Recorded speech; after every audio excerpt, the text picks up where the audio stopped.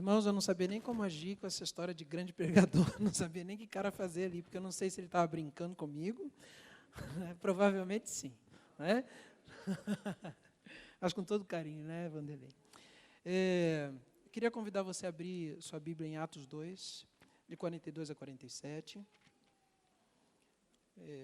Raramente eu prego, não é? Eu estava ali pensando que ia brincar com os irmãos, dizendo que eu ia apresentar o pregador, que na verdade eu raramente prego. Então, eu tenho agora 35 minutos ali olhando para mim no relógio, e eu tenho muito mais para falar, porque muito tempo sem falar, eu tenho muita coisa para falar, né? Mas vou tentar seguir aqui o cronograma e abençoar a vida dos irmãos e também ser abençoado por Deus, não é? Esse é o propósito de Deus para nossas vidas nesta manhã. Abençoar a vida do pregador, e já tem abençoado, que a palavra de Deus é rica e poderosa. E com isso abençoar a vida da igreja. Vamos ler juntos? Ou os irmãos acompanham a minha leitura. Eles se dedicavam ao ensino dos apóstolos e à comunhão, ao partir do pão e às orações. Todos estavam cheios de temor e muitas maravilhas e sinais eram feitos pelos apóstolos. Todos os que criam mantinham-se unidos e tinham tudo em comum. Vendendo suas propriedades e bens, distribuíam a cada um conforme a sua necessidade.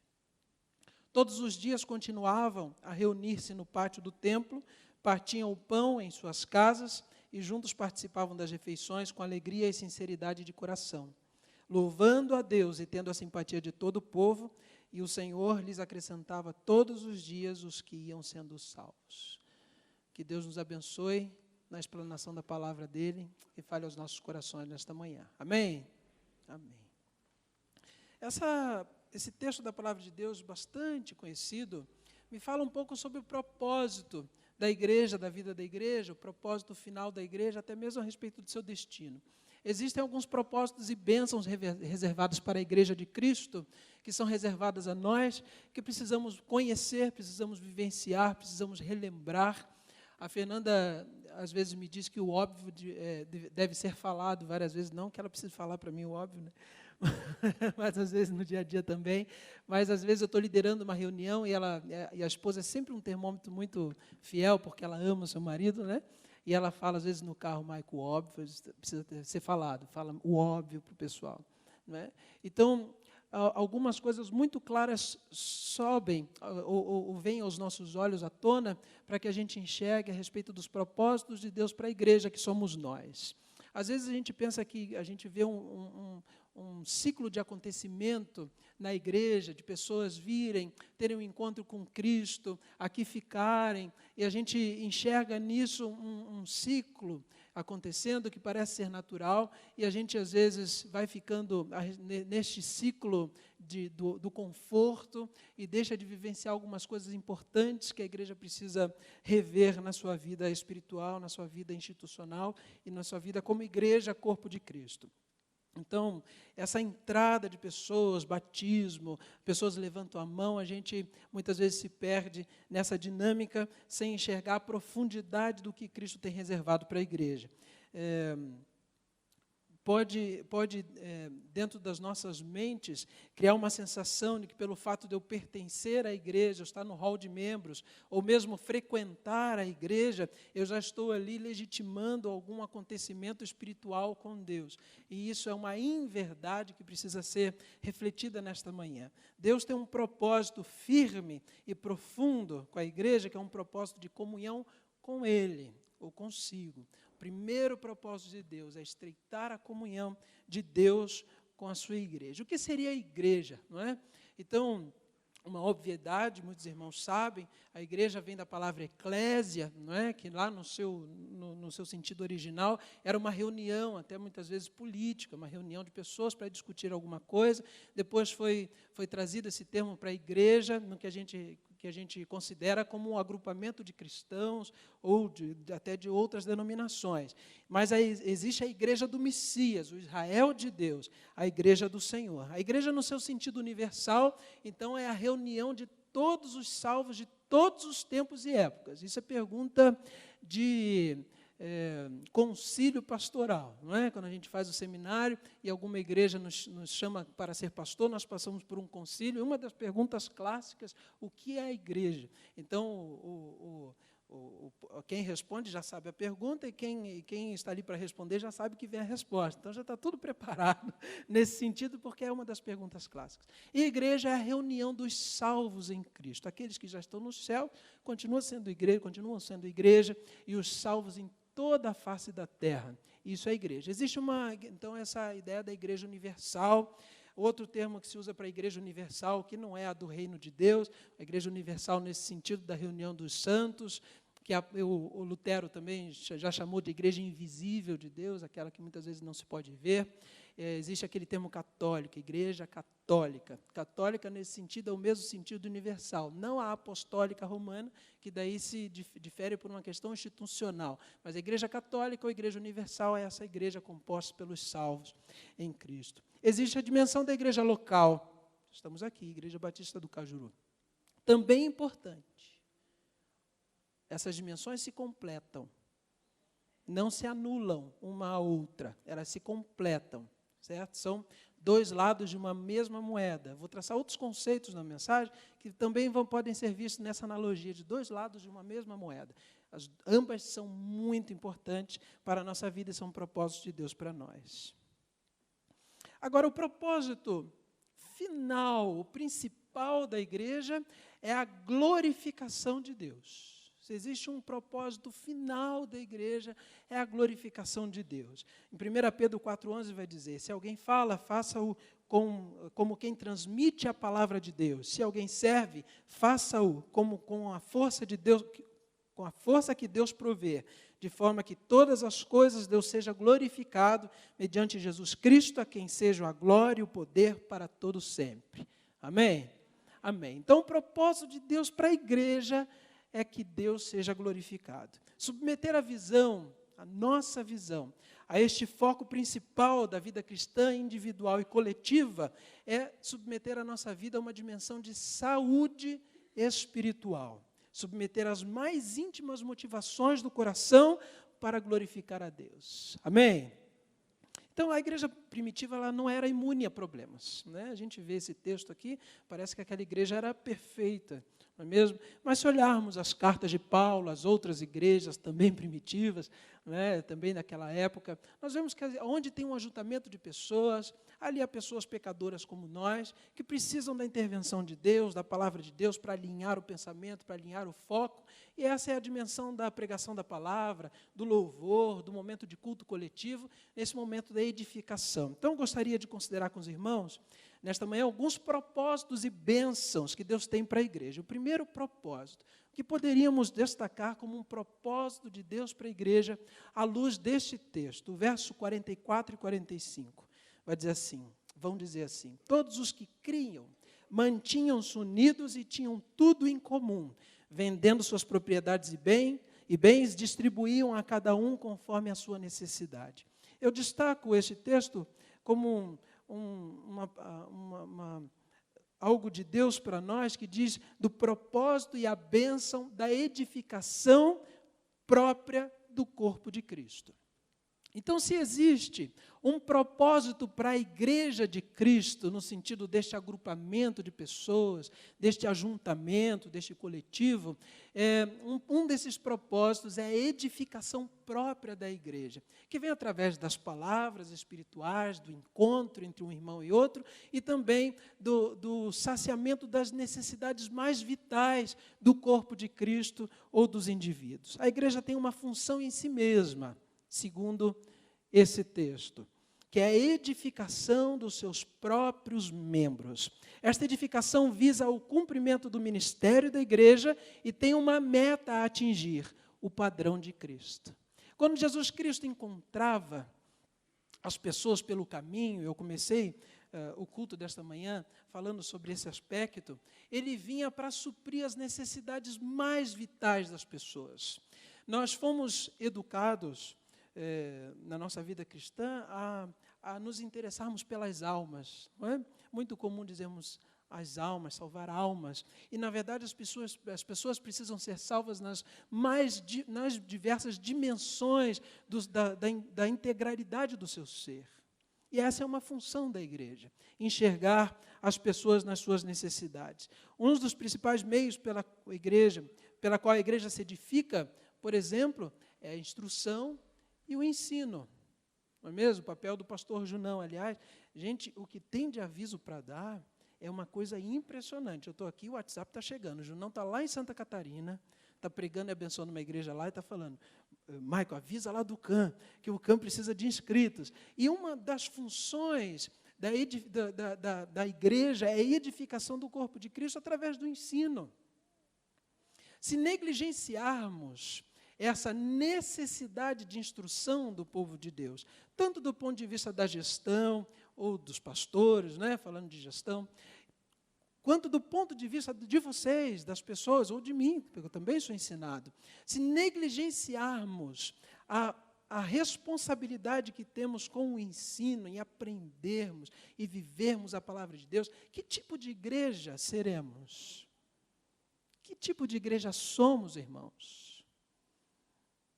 Se nos satisfazemos em virmos aos cultos dominicais, cantarmos ao Senhor, levantamos as nossas mãos, fechamos nossos olhos, temos ali muitas vezes experiências com Deus, mas essas experiências não são alicerçadas pelo profundo da palavra de Deus na nossa vida.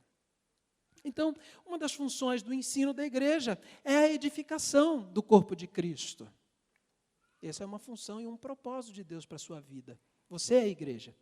Então, o pastor China, aqui no momento da campanha, já deu uma aula de teologia sobre o que é templo do Espírito Santo, o que é igreja, e também é um conceito tão claro e tão óbvio para nós. Somos igreja de Cristo.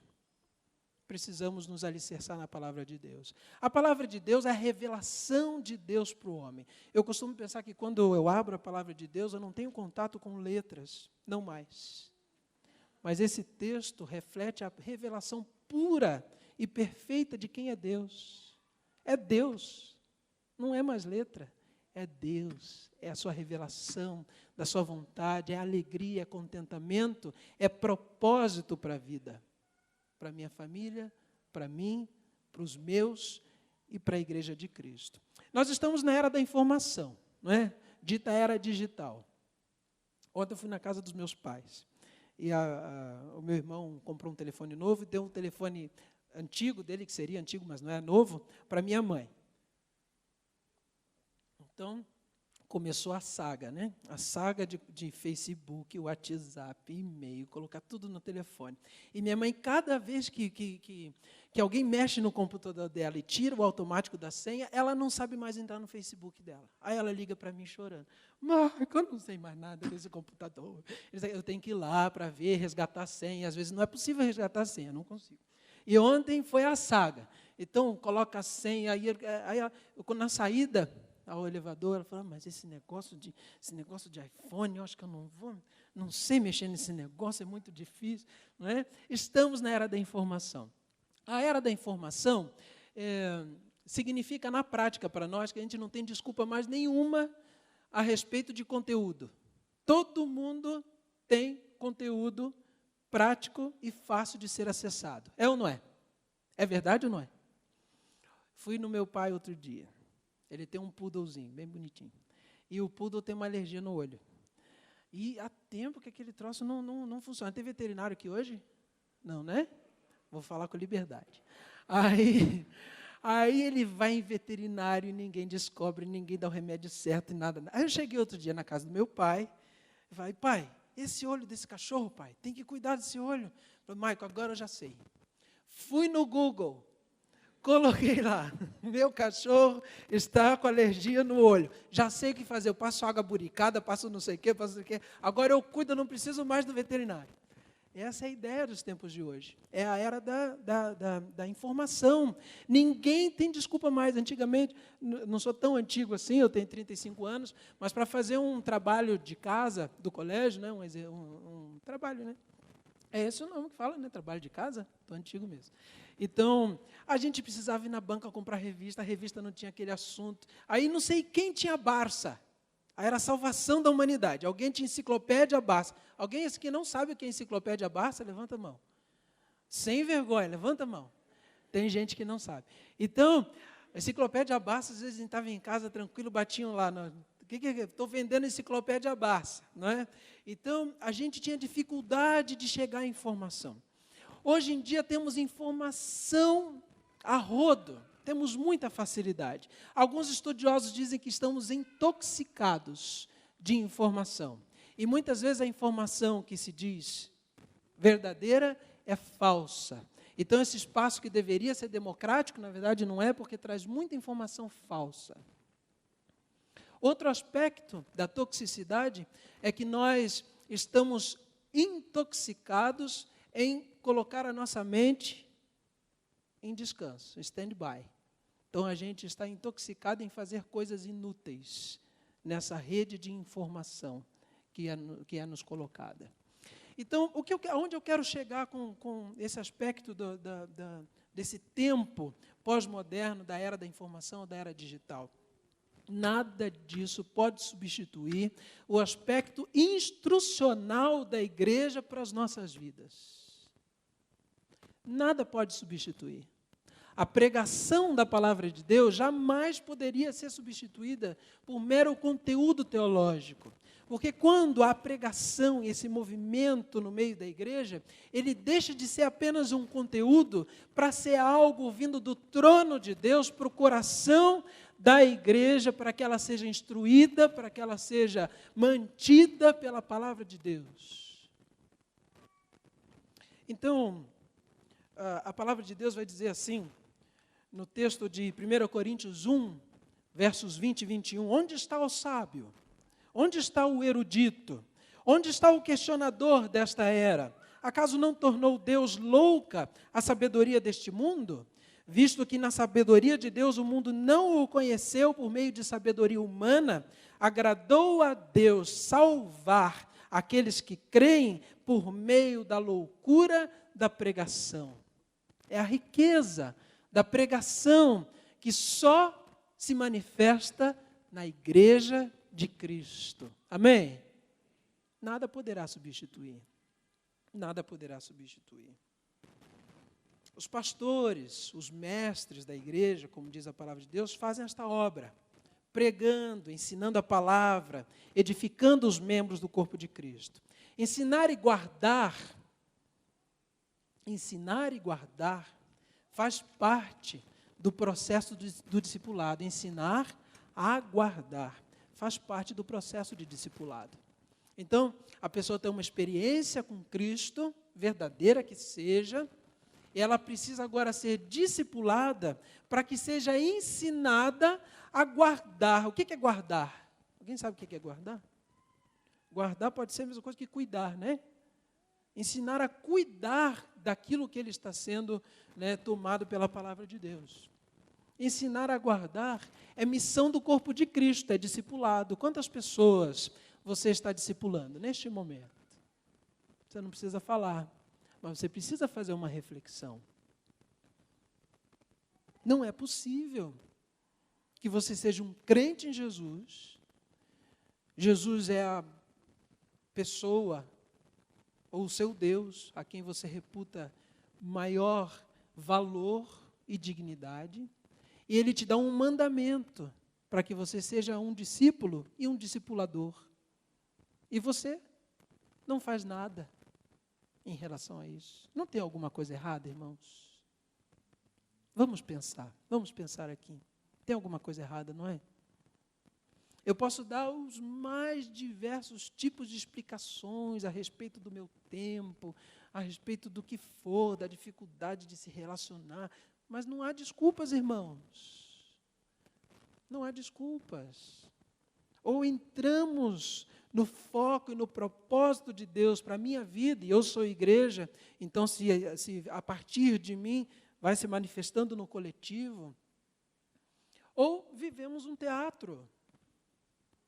Está na hora de modificar as nossas agendas, as nossas prioridades, para que vivamos este propósito e esta bênção aqui enunciada pela palavra de Deus, que é a bênção e o propósito da edificação própria do corpo de Cristo.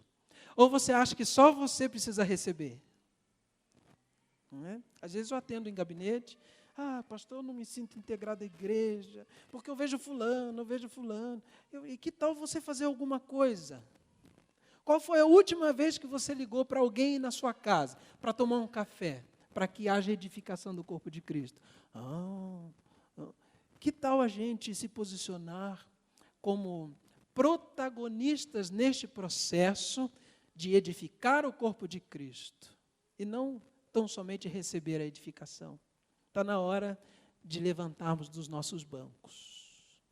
Está na hora de fazermos aquilo que devemos fazer para que as palavras passem da ideia do discurso e personifiquem-se as palavras através das nossas ações. Amém? Outra maneira de edificar a igreja é a comunhão. Comunhão ou koinonia é participar junto em alguma coisa. É a participação comum na vida de Deus. Não é simplesmente participar de uma pizzada ou algo assim, mas é realmente ter algo em comum. E se temos algo comum, é essa comunhão espiritual. Eu sempre falo, vou falar de novo na presença aqui da Eliane, que uma vez eu cheguei abatido à igreja, com dificuldades na minha vida. A Eliane me deu um bom dia e ela olhou no meu olho e deu uma palavra espiritual para mim. Foi assim na entrada da igreja, na entrada. Primeira pessoa que encontrei. E aquilo modificou o meu dia. Isso é comunhão, irmãos. Que bênção que é participar da igreja de Cristo. Isso é comunhão espiritual, uma palavra que fortaleça a vida do outro. Que tal empreender esta obra de fortalecer a vida de alguém com uma palavra espiritual? Não é? Isso é comunhão.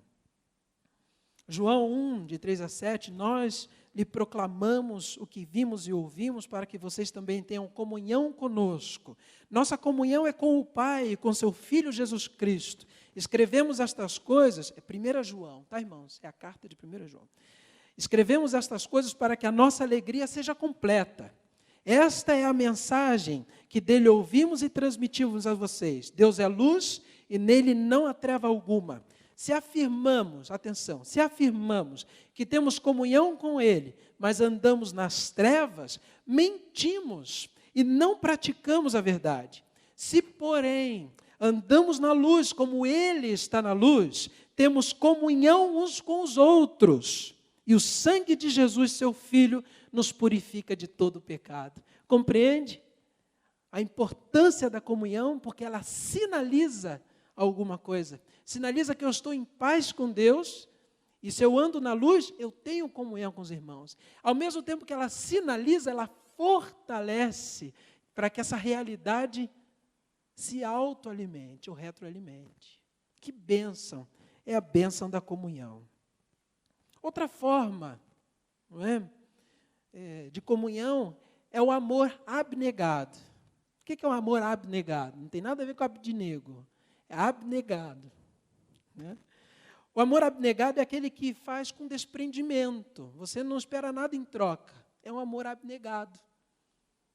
O amor de Deus para com as nossas vidas. Ele não espera nada em troca. Ele simplesmente ama. Eu gosto de pensar que Deus me ama. De igual maneira, Ele ama o maior excluído da sociedade. A pessoa que não tem, a gente olha assim, esse aí não tem esperança. Esse aí é um indigente. E Deus me ama igualzinho. Igualzinho.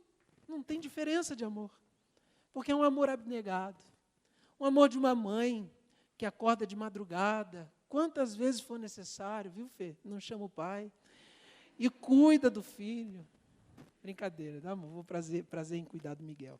Mas é um amor abnegado. E nós podemos viver uma realidade no seio da igreja, um amor abnegado, que cuida um do outro. Que se importa um com o outro. Nas mais diversas dimensões do se importar. Em dar um cumprimento. Falei de manhã sobre dar um cumprimento. Tem que ser algo natural na vida da igreja. Em ver uma necessidade financeira. Nós vivemos dificuldades financeiras na minha casa não muito tempo. Né? Com o fechamento da empresa da Fê, foi um fechamento difícil. E o pastor, ele tem uma posição diferente na igreja. Ele não pode, assim, expor-se tanto a ponto de parecer que ele está reclamando, que está sem dinheiro, entende? É bem difícil. Então, em alguns momentos aqui em culto de oração, o irmão Renê está sempre aqui no culto de oração, eu falava sobre a vida da empresa, vamos orar e tal, mas jamais expus a minha família nesse sentido. E eu creio realmente que Deus cuida, e Ele cuidou e tem cuidado, né? Mas houve uma família da igreja que chamou a gente para fazer compra.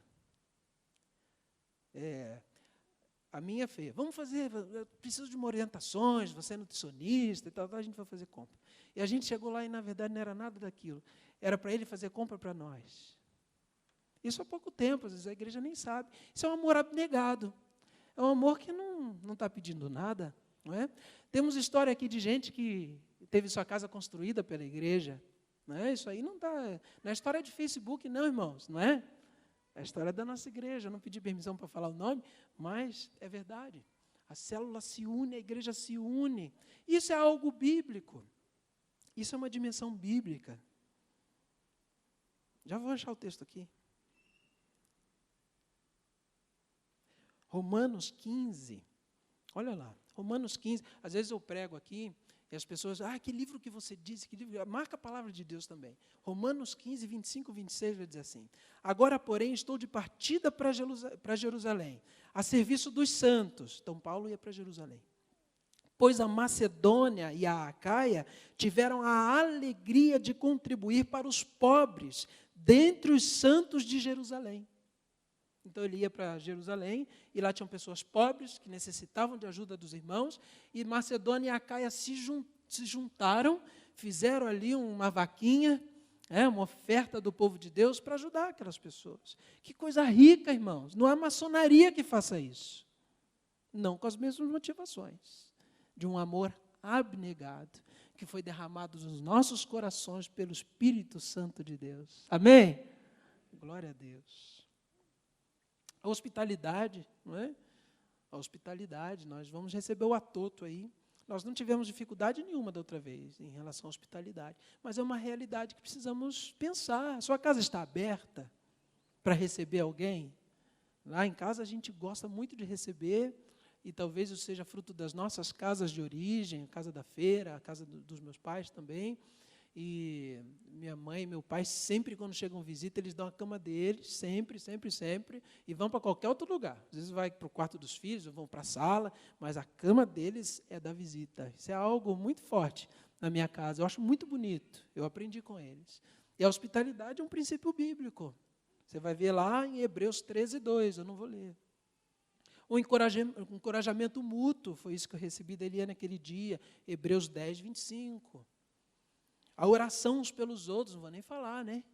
É uma coisa que, assim, a gente faz uma prática maravilhosa de saber que alguém está orando pela sua vida, e depois ambas pessoas veem a manifestação de Deus acontecer, e pode agradecer como coletivo da igreja. Isso são as bênçãos e os propósitos da edificação própria da igreja de Cristo. Que bênção. Amém, irmãos? Então, eu gostaria de considerar agora um segundo propósito, não é? Que ressalta-se pela palavra de Deus neste texto, e é o propósito de sermos adoradores. O propósito de sermos adoradores. Versos 42 e verso 46. 42 e 46. Vou pegar aqui porque eu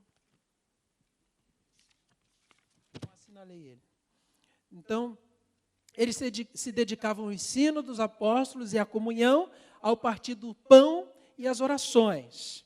E o 46, todos os dias continuavam a reunir-se no pátio do templo, partiam o pão em suas casas e juntos participavam das refeições com alegria e sinceridade do coração. Meus irmãos, eu fiquei no primeiro ponto, já é 5 para meio-dia, mas eu vou continuar, tá? Eu vou continuar, eu não tenho culpa. Então, vamos rir um pouquinho. Eles se dedicavam ao ensino dos apóstolos, à comunhão, partir do pão, eles se reuniam no templo. Existem 2 dimensões da adoração. Existe um conceito, vou falar de 4 conceitos agora. A unidade individual, parece um pleonasmo, né? Uma coisa repetida sem sentido, mas tem sentido. A unidade individual e a unidade corporativa. A unidade individual se refere a mim, certo? Somos um, mas eu sou um individualmente. Esse conceito da unidade individual, da integridade do homem, é muito sólido no Antigo Testamento. E ele é um contraponto ao dualismo platônico ocidental. O dualismo platônico ocidental dizia que o homem é composto de corpo e alma, e o corpo é responsável por tudo que é mal, e a alma é responsável por tudo que é bom e está ligado à eternidade a Deus. Então, esse tipo de entendimento platônico ocidental, do dualismo, propiciava um fenômeno do formalismo. O que é isso? Eu posso, então, viver uma vida de prática religiosa, então, através lá dos mandamentos levíticos, eu faço tudo o que é correto religiosamente, mas, na prática, eu continuo a roubar, a mentir, a fazer todo tipo de mal feito. Então, o Antigo Testamento, já o Antigo Testamento, e muito mais o Novo Testamento, vai dizer que, na verdade, nós somos um ser integral, existe uma unidade individual, a qual, ou pela qual nós somos responsáveis individualmente. Nós somos responsáveis individualmente. Então, nesse modelo, a pessoa poderia levar uma vida torpe e vulgar, por ser o corpo material, e, ao mesmo tempo, levar uma vida de adoração visivelmente irrepreensível. A antropologia hebraica distingue o material do espiritual sem, todavia, separá-los. Estamos falando do Antigo Testamento. O ser humano é uma unidade indivisível de corpo e alma. Consequentemente, é a pessoa como um todo que cultua Deus. Quando a unidade individual ou integridade do homem não é observada, corre-se grande risco de se viver uma vida de formalidade ritual em detrimento de uma vida verdadeiramente digna diante de Deus. Como é que está a sua vida em relação a esse aspecto? A sua vida é uma falsidade, longe do aspecto do rito religioso? Como é a sua declaração do imposto de renda? Como é o seu jeito de gerir os seus negócios? Como é a sua maneira de falar determinadas verdades ou meias-verdades na sua família?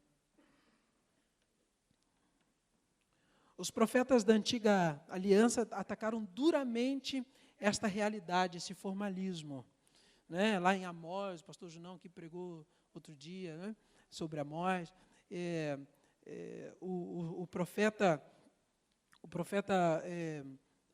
duramente criticava aquela realidade, porque eles faziam tudo o que era correto, mas continuava com a prática do suborno, o justo sendo perseguido, o pobre sendo rejeitado, o roubo era praticado, o crime perpetrado, o órfão e a viúva ignorados. Assim tem sido a nossa vida comunitária, irmãos. Jesus censurou o culto hipócrita, os fariseus, as orações muito bonitas, feitas à luz do dia, feitas para os outros verem.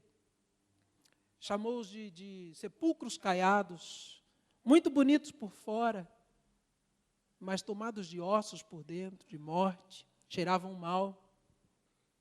É a ideia da unidade individual. E existe a unidade corporativa. A unidade corporativa se refere a esse quadro que temos hoje do individualismo contemporâneo, em que o indivíduo é uma ilha, completamente isolada. Eu não preciso de ninguém. Aliás, eu posso me auto-instruir, eu estou na era da informação, não é? Eu posso me virar por mim mesmo, eu não preciso da igreja. E também é rebatido pela palavra de Deus na maneira como ele enxerga o indivíduo dentro do coletivo. Você lembra como tem passagens na palavra de Deus que ele fala que eu chegarei às outras gerações, você então te enxergar no meio de gerações e gerações, existe uma coletividade. Né? Demonstra também a ponte de conexão entre o indivíduo e a comunidade a que pertence, quando alega cultuar individualmente a Deus, mas insiste em não fazer parte da igreja local. Nega a unidade corporativa e abdica da participação do corpo visível de Cristo. Isto representa uma anomalia combatida pela própria Bíblia. Hebreus 10, 25, não deixemos de nos congregar, como é costume de alguns. É a ideia da unidade corporativa. Em uma época da minha infância, o meu pai estava um pouco afastado da igreja. Eu era muito criança e, na verdade, nunca conversamos sobre isso, mas é uma percepção da infância, né? Que meu pai estava afastado da igreja e muitas vezes a gente acordava domingo de manhã e meu pai falava assim, imagine Niterói, aquele calor, praias muito, muito próximas de casa, maravilhosas. E meu pai falava assim, vamos para a praia. E daí a criançada, né, ficava louca. Aí minha mãe, eu fui saber isso depois, né, porque a gente não ia para a praia, não sabia por quê, né. E daí, na adolescência, já adulto, minha mãe comentando sobre esse assunto, ela falava que chegava para o meu pai no quarto, falava, você não vai levar as crianças para a praia. Eu vou levar as crianças para a igreja. Existem algumas prioridades na vida, irmãos, que a gente não pode trocar. São prioridades. Quando você é adulto, essas prioridades são geralmente racionais, você faz por uma convicção. A criança está aprendendo tudo. E eu temo pela geração que vem, pela inaptidão dos pais em colocar alguns valores sólidos a respeito da importância do coletivo da igreja, em detrimento de coisas boas, de estar com a família, de fazer algo em família. Mas se olharmos bem a nossa agenda, a gente tem agenda sobrando para ficar com a nossa família. O mais ocupado pai de família, se observar bem, não vai precisar preterir o tempo da igreja para ficar com a sua família. Vai conseguir ajustar algum outro tempo, né? E aqui pode ficar com a família no coletivo da igreja, que é a família de Deus, que é uma bênção, né? Eu aprendi aquilo naquele momento com a minha mãe, né? Minha mãe pegou duro ali com meu pai. Não vai para a praia não, vai para a praia em outro dia. Hoje eles vão para a igreja comigo. E aquela palavra de sabedoria teve efeito, porque em determinado momento, na minha infância ainda, talvez lá para os meus 6 ou 7 anos, o meu pai voltou para a comunhão com a igreja de Cristo. Provavelmente com Cristo também. Não é? Então, a bênção de uma palavra de sabedoria, uma bênção de viver o propósito de Deus, que é a vida comunitária. Mas eu estou na ideia de adoração. Não é? Existem duas palavras para adoração, que é a palavra proskunel e a palavra latreia. Certo? Agora eu me achei aqui. A palavra proskunel significa o ato de reconhecer, de se dobrar, de se ajoelhar, de contemplar, de se maravilhar com Deus. Então, isso está na palavra de Deus. O que Deus procura os adoradores e aqueles que adorem o Espírito em verdade, o proskunel, que tenham essa experiência com Deus, de se curvar, de se ajoelhar, de prostrar o chão em terra, como num ritual mais ocidental, né, mais oriental, em que eles se ajoelhavam. Nós podemos fazer tudo isso, nós temos liberdade, inclusive no culto para fazer isso. É uma dimensão da adoração. Outra dimensão é a latreia. Latreia significa servir, que está ali também no contexto da tentação de Jesus no deserto, em que ele fala só a Deus adorarás e só a Ele prestarás culto, ou servirás, ou latreia. Não é? Também pode ser adorarás. Então, existem duas dimensões. A dimensão da contemplação, de perceber quem Deus é, maravilhoso, criador, grande, inacessível, mas há algum tempo também acessível porque Ele está perto. Esse é o nosso Deus. A ideia da contemplação.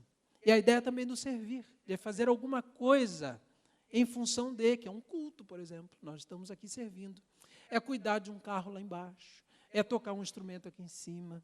É servir. Tudo isso é servir ao Senhor. Servir ao irmão também, adorar a Deus, é servir ao Senhor. Essas duas dimensões precisam estar incorporadas no dia a dia da igreja, não como atos de culto apenas, mas como um estilo de vida que agrade ao Senhor. Isso que eles faziam. Eles estavam lá no partir do pão, nas orações, no templo ou não, mas no estilo de vida de adoração. Deus, quando fala que Deus procura adoradores, ele não está dizendo que Deus procura adoração. Às vezes a gente acha que Deus quer aqui que a gente fique aqui, uma banda tocando bem, e a igreja, como se Deus quisesse a adoração, e na verdade não é. Deus não se importa com o estilo musical, com aquilo que a gente está falando, no sentido do vocabulário, no sentido do nosso português, da nossa capacidade de falar ou não. Deus se importa com o coração. Ele não quer adoração, Ele quer adorador. Sabe o que é ser adorador? Adorador é aquele que tem intimidade. Deus procura, então, intimidade, um relacionamento de amor com você, comigo. É isso que Deus procura. É uma entrega total de vida. Deus procura adoradores. Deus encontra em você nesta manhã um adorador? Deus encontra em você nesta manhã um adorador? Alguém com quem Ele possa ter um contato íntimo de amor, de comunhão, de amizade, de parceria. Deus procura nesta manhã que você seja um adorador. Ser adorador é muito mais do que qualquer aspecto litúrgico da latreia. É muito mais do que um transbordar de emoção dominical, em que as pessoas vêm à frente, choram, têm uma experiência com Deus, válida, muitas vezes, mas que não modifica a segunda-feira, não modifica a terça-feira, não modifica a vida. Deus procura de nós que sejamos adoradores. Aí entra no terceiro aspecto, sobre o qual vou falar curtamente, mas não porque seja menos importante. O aspecto da salvação. Então, aquela igreja via, observava que as pessoas vinham e iam sendo salvas. Iam sendo salvas. E a partir do aspecto da salvação, quando há uma salvação, ali nasce um adorador. Ninguém pode adorar a Deus se não tem um contato íntimo de conhecimento. E só conhece a Deus aquele que é salvo por Deus. Então, nesse aspecto é diferente de louvar. A natureza louva, os passarinhos, às 4, 5 da manhã lá em casa, já começam a louvar a Deus, né? Que coisa linda, inspiram a gente, né? As estrelas luzentes declaram, louvam a excelsa criação de Deus, porque foi Deus que criou, Ele é excelso, Ele é sublime, Ele é poderoso. Ele tem todo o poder. Mas adorar, só o salvo em Cristo pode realizar. E aquela igreja, por viver estes propósitos, caía na graça de todo o povo, e ali existia então um processo de salvação. Salvar é o foco principal da vida do crente. Às vezes a gente ouve assim, porque eu não estou aqui para ser salvo, estou aqui porque eu quero um relacionamento com Deus. É verdade. Mas em 1 Pedro 1,9 diz assim, vocês estão alcançando o alvo da sua fé, a salvação das suas almas. É o alvo da sua fé. Talvez algumas pessoas que estão aqui nesta manhã nunca tiveram um alvo a respeito da sua fé, de serem salvas. De serem salvas. E muito se fala de um escapismo teológico, né? Que as coisas aqui se dão mal, mas eu tenho a salvação. Não se trata disso. Se trata de onde está alicerçada a tua eternidade, a coisa mais importante que você tem. O pastor China falou aqui de carro dos anos 70 e roupa. E quantas vezes, irmãos, nós sonhamos em comprar determinado carro. O pastor Pascoal disse que ele sonhava em ter um Fiat 147 de cor verde abacate. Ele sonhava com isso. E quando ele comprou, era uma alegria. Que importância tem isso para nós hoje? Agora, o que dirá da eternidade? Que nada pode corroer. A eternidade que Deus nos assegura. É a salvação, o aspecto do destino eterno da igreja, que se abre para cada um de nós nesta manhã. Eu quero, nesse momento, questionar você, perguntar a você, pedir à igreja a fechar os olhos. Você tem uma ligeira dúvida a respeito para onde você vai no dia que você morrer? Você tem uma ligeira dúvida? Não, nunca pensei sobre isso. Assim, não, nunca pensei, tenho dúvida sobre isso.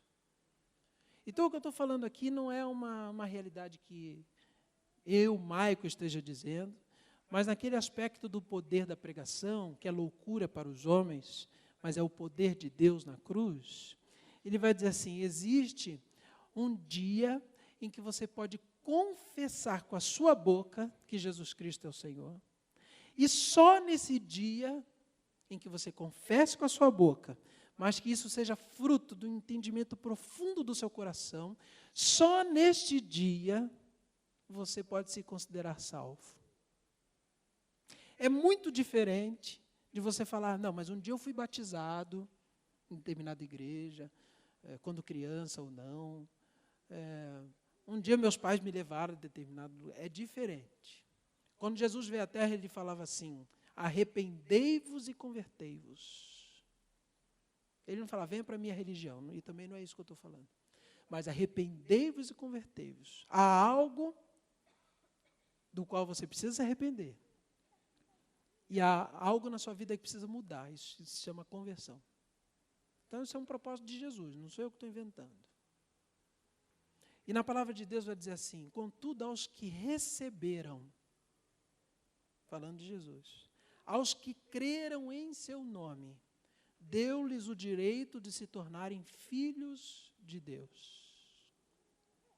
Aos que o receberam, existe uma atitude de receber Jesus Cristo no coração. Isso porque creu no seu nome, profundamente. Eu creio que Jesus Cristo é Deus. Deu-lhes o poder, Deus dá então o poder de que essas pessoas sejam chamadas filhos de Deus. Então Deus, o Pai, toma aquelas pessoas como seus filhos. Aqueles que eram criaturas passam a ser filhos de Deus, filhos por adoção. Diz também a palavra de Deus, se você confessar com a sua boca que Jesus Cristo é Senhor e crer em seu coração que Deus o ressuscitou dentre os mortos, você será salvo. Quantos nesta manhã estão dispostos a declarar com a sua boca, fruto de um entendimento do seu coração, que Jesus Cristo é Senhor? Você pode levantar sua mão nesta manhã? Eu creio que Jesus Cristo é Senhor e confesso com a minha boca neste momento, Ele é Deus. E eu quero entrar por esta porta da salvação. Jesus Cristo diz, eu sou a porta da eternidade. Aquele que entrar por mim tem a vida eterna. Há mais alguém nesta manhã que quer declarar, que quer entregar a sua vida a Jesus Cristo? Amém. Deus te abençoe.